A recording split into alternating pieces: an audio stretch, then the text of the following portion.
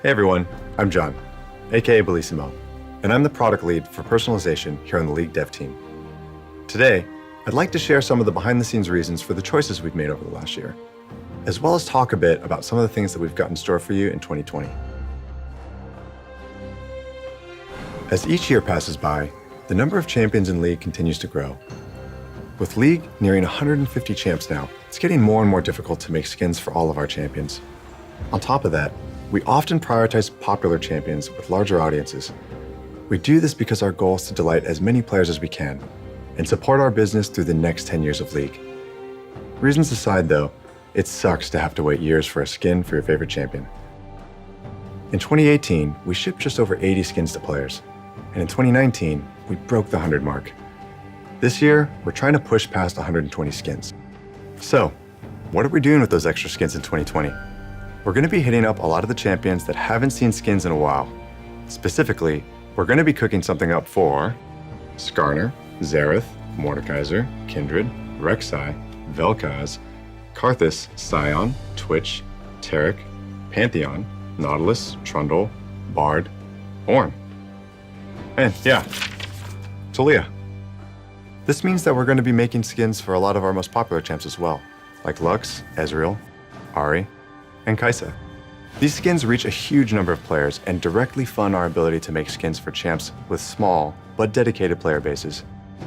As we increase the amount of skins that we make over time, one of our hopes is that champion mains can count the time since they last got a skin in months instead of years. Since we're developing more skins than ever this year, we're also going to spend some time exploring new creative thematics. Today, there are only a few thematics that are universally loved across all regions. And while there are some standout hits, there are also thematics that you've shown us that you're just not that excited about anymore. This comes through loud and clear through a variety of different signals. Players purchase these skins far less than others, and even those who do purchase them don't use them that much in-game. We also survey players around the world to make sure that your opinions match the signals that we're seeing. No, this doesn't mean that we'll never do a Snowdown skin ever again, but it does mean that we need to take the time to understand why most players didn't like it and find new creative ways to approach these themes so you will be excited about it next time. High Noon is a great example of how we can breathe life and depth into an old thematic, and we want to do more of this in the future. If you have any suggestions or ideas for new themes you'd like to see in League, or ideas for a new take on an older thematic, let us know.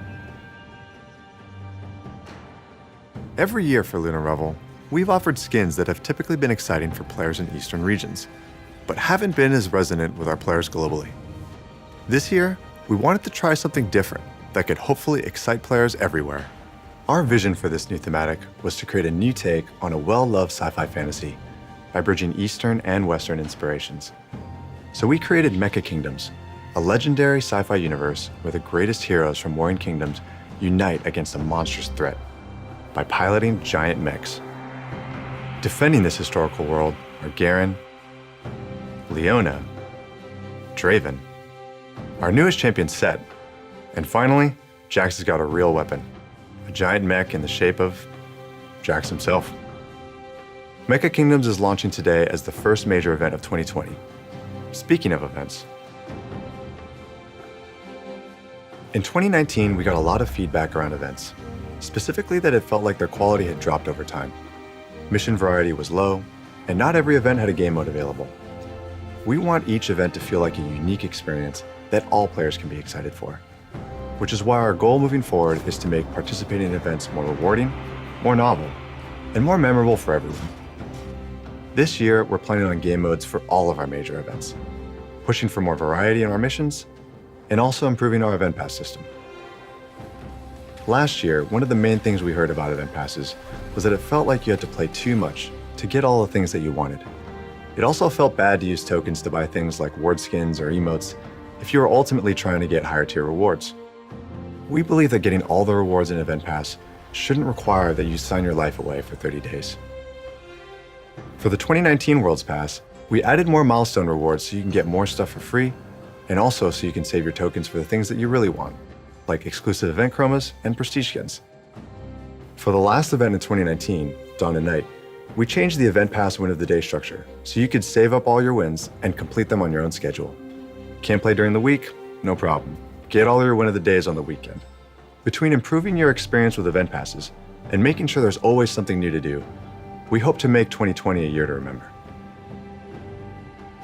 In 2019, we announced Eternals, a champion-based stat tracking system that allows you to flex your moments of glory, both in and out of game. To be frank, Eternals were met with a lot of criticism, and it was serious enough to where we pumped the brakes and delayed the release so we can make major changes and address your concerns. We heard feedback that Eternals shouldn't be an RP-only feature, and that you should have a way to earn them, not just buy them. We want as many players as possible to experience Eternals without having to spend money. So we've developed a new starter series that is available for Blue Essence or RP permanently. This set will track your takedowns, structures destroyed, and epic monsters slain for each champion you pick up the starter series for. Also, in a post-launch update, we'll add Eternals that can be earned via ranked splits, providing a path over time to earn every Eternal series in the game without spending RP. We've also heard a lot of feedback from champion mains on our unique Eternals, with many of our initial versions feeling too generic or focused on the wrong parts of a champion's kit. Our goal is to create skill-expressive and memorable stats that you're stoked to show off. So in the latter half of 2019, we worked with players on PvE to hear what kind of Eternals you wanted to see. As a result, unique Eternals now track more complex and interesting stats, like how many skill shots you've dodged with Vlad's pool. So whether it's showing off how dedicated you are to the devil himself, or how good of a Freljordian sniper you are, we hope Eternals really capture the highlights of playing your favorite champions.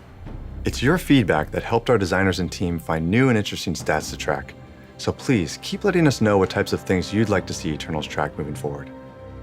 Lastly, for players who aren't interested in the feature, or don't want to know when they've been someone else's 100th kill, we've got toggles for you to mute the experience as you see fit.